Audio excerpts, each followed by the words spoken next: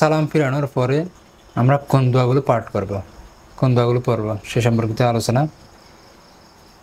প্রথমেই একটা যে হাদিস সেটা হচ্ছে আল্লাহু আকবার, আল্লাহু আকবার বলা একবার।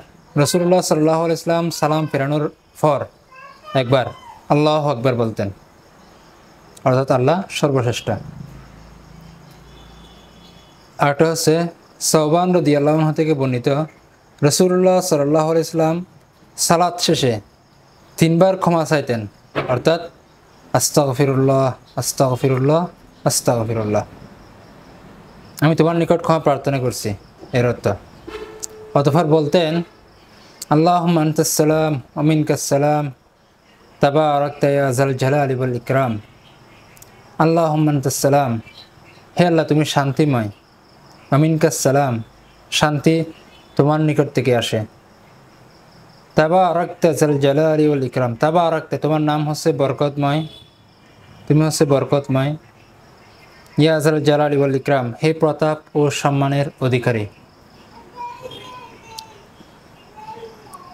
আর আরেকটা হাদিস, রাসূলুল্লাহ সাল্লাল্লাহু আলাইহি ওয়াসাল্লাম বলেন, কোনো ব্যক্তি যদি প্রত্যেক সালাতের পর 33 বার সুবহানাল্লাহ, 33 বার আলহামদুলিল্লাহ এবং 33 বার আল্লাহু আকবার এবং একবার লা ইলাহা ইল্লাল্লাহু ওয়াহদাহু লা শারীকা লাহু লাহুল মুলকু ওয়া লাহুল হামদু ওয়া হুয়া আলা কুল্লি শাইইন কাদির বলবে, তাহলে তার সমস্ত পাপ ক্ষমা করে দেওয়া হবে, যদিও তা সমুদ্রের ফেনা সমতুল্যও হয়। সুবহানাল্লাহ, আল্লাহ মহা পরম পবিত্র। আলহামদুলিল্লাহ, সকল প্রশংসা আল্লাহর জন্য। আল্লাহু আকবার, আল্লাহ সর্বশ্রেষ্ঠ। লা ইলাহা ইল্লাল্লাহ, আল্লাহ ছাড়া কোনো উপাস্য নাই। ওয়াহদাহু, তিনি একক।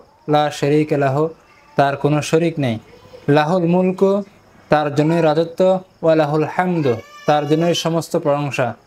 ওয়া হুয়া আলা কুল্লি শাইইন কাদির, তিনি সকল কিছুর উপর ক্ষমতাবান। আর আরেকটা হাদিস যেটা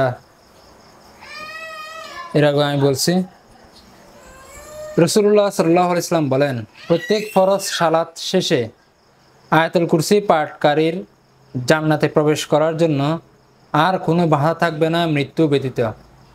সিলসিলা সহিহা হাদিস 972। আর শয়নকালে পাঠ করলে সকাল পর্যন্ত তার হেফাজতের জন্য